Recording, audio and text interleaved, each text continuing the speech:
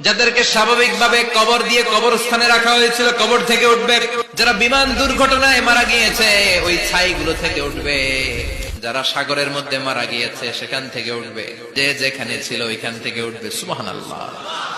লক্ষ লক্ষ মানুষ উঠে বলবে আমাদের ঘুম ভাঙাইলো কে? ফেরেশতারা বলবে হাযা মা ওয়া'দার রহমান, আজকে হলো ওই দিন যেদিনের প্রতিশ্রুতি রহমান দিয়েছিল। সূর্যটা মাথার কাছে চলে আসবে সেদিন। সূর্যের প্রচন্ড তাপে মাথার মগজগুলো ভাতের মাড়ের মতো গলে গলে নাকের ছিদ্র আর কানের ছিদ্র দিয়ে বেয়ে বেয়ে পড়বে। তৃষ্ণায় বেরোতে বেরোতে নাভি পর্যন্ত এসে ঝুলে থাকবে।